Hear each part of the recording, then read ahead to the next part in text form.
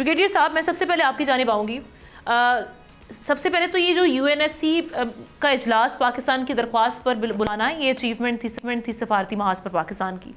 लेकिन हम देख रहे हैं कि भारत के जो इकदाम हैं, जैसे कि पानी रोकना और उसके बाद अपने मीडिया के थ्रू उसका चर्चा करना, जैसे उन्होंने पता नहीं क्या अचीव कर लिया, लेकिन ऑब्वियसली पानी पर हमने भी बता दिया कि पानी पर जंग होगी। और दूसरी जानिब हम देख रहे हैं कि जो उनके इरादे हैं, वो जो बलूचिस्तान में अपनी प्रॉक्सीज को एक्टिव उन्होंने कर दिया है, वो खित्ते की स्टेबिलिटी को ख़तरे में डाल रहे हैं। एलओसी के अतराफ़ भी किसी भी जगह हमला हो सकता है, ये डिफेंस मिनिस्टर ख्वाजा आसिफ साहब कह रहे हैं। अब सूरत हाल को आप कैसे एनालाइज कर रहे हैं? हम तो अपने तौर पर अपना काम कर रहे हैं, लेकिन उस जानिब अभी भी जो इरादे हैं वो बड़े ख़तरनाक हैं। कैसे देख रहे हैं आप? जी हाँ, देखिए, मेरे ख्याल में पहले पानी की बात करते हैं कि इसमें एक और डेवलपमेंट है जो ये लोग देख नहीं रहे हैं कि चाइना भी ऊपर से बैठा हुआ है, हिमालयन पानियों को कंट्रोल कर रहा है। सो रिवर पॉलिटिक्स जो खित्ते में हो रही, उस पे उनकी नजर है।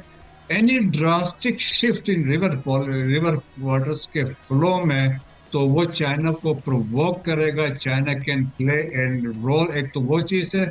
सेकंड, ब्रह्मपुत्र रिवर जो है, जो यारलुंग जो चाइनीज कहते हैं, वो ऊपर चाइना से आता है, तिब्बत से आता है। उस पे द बिगेस्ट डैम वहां पे बन रहा है और 60 गीगावाट का वहां पे इलेक्ट्रिसिटी प्रोड्यूस होगी।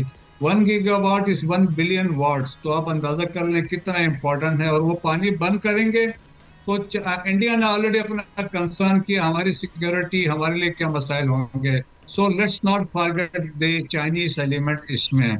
सेकंड, जहां आपने बात की है बलूचिस्तान की, तो बलूचिस्तान में तो कोई हमें शक नहीं है, 100% इसमें तो इंडियन ब्रॉस की इन्वॉल्वमेंट है।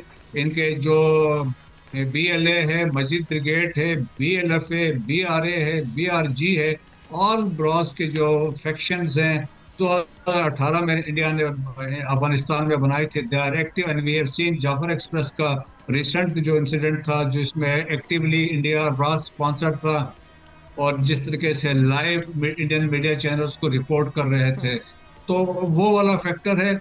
और लेकिन ये है कि फितना और खारिज को भी उन्होंने यूज किया है। जिस तरीके से जब हम बिजी थे ईस्टर्न साइड पे, तो दे थॉट की अपॉर्चुनिटी है, लेट्स गो एंड स्ट्राइक और सिविलियंस को टारगेट करें, लेकिन हमने कतर को जहन्नुम हासिल किया। तो वो भी है। अभी रिसेंटली एक इंटरव्यू मैंने देखा था, जनरल BK सिंह इनके फॉर्मर आर्मी चीफ है, तो उनका ये रिकमेंडेशन थी कि we must continue with our covert operations. Covert operations में यही दहशत गर्दी है जिसके वहां पे चांसेस ज्यादा हैं। तो लेकिन हम अलर्ट हैं, जिस तरह हमने अपना रिजॉल्व शो किया, ईस्ट पे भी शो किया, वेस्ट में भी शो किया, और इंटरनली भी हमने कहा जहाँ पे टेररिज्म के थ्रेट्स हैं। अब्दुल मजीद का जो नेटवर्क पकड़ा गया है, that is one of the examples. जहां तक LOC की बात है, इंडिया ने LOC को पिछले 11 दिनों से LOC की जो सीज फायर थी उसको वायलेशन से कर रहा है।